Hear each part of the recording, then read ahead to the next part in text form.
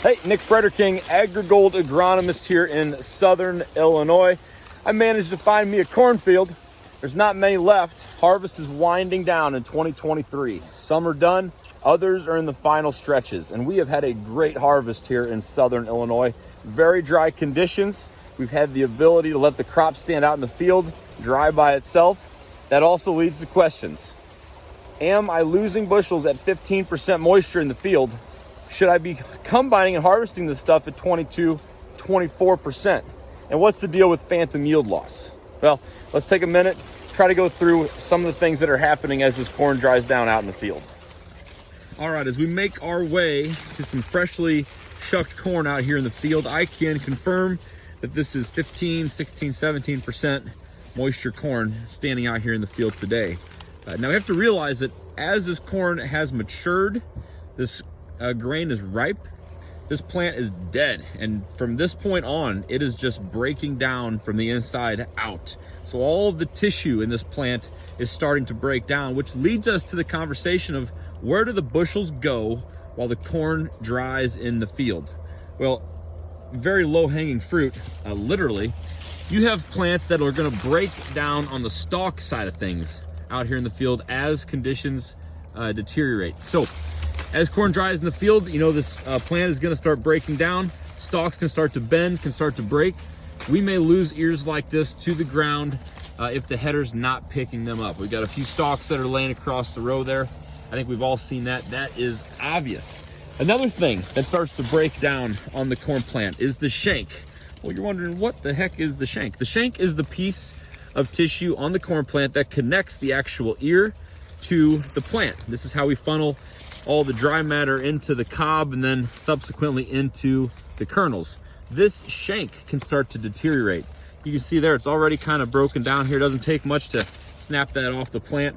We can lose ears to the ground that way. They never make it in the head. And so 10 ears, you know, an acre or even less starts to add up to subtle bushels slowly.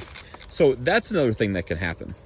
Something we don't often think about is ear molds and grain quality out in the field. You can see here we've got some ear molds started, some compromised grain quality. Well, this is started by little microorganisms. Now they need something to live and survive as well.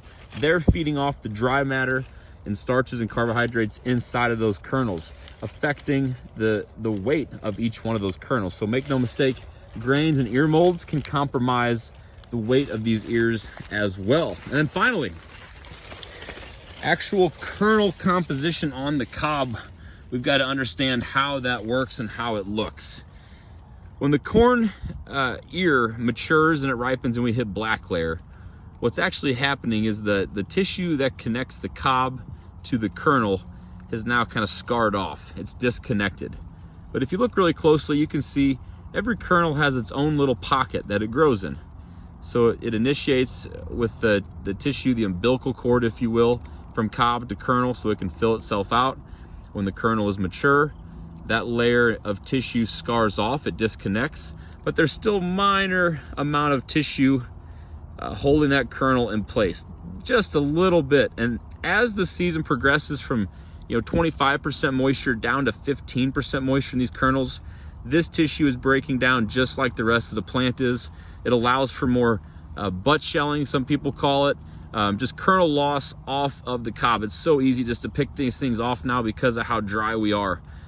And so when we throw an ear or something like this, pull a dry ear and throw it against the concrete in front of our house, you'll notice that a dry moisture ear will lose more kernels than an ear that's sitting at 24 or 25% moisture. And it's really just a factor of this tissue holding these kernels being stronger early on and deteriorating slowly as the season progresses. So we're going to continue to figure out what phantom yield loss actually is, but until then, here are some pointers to think about as the corn dries in the field and where some of your bushels may be going.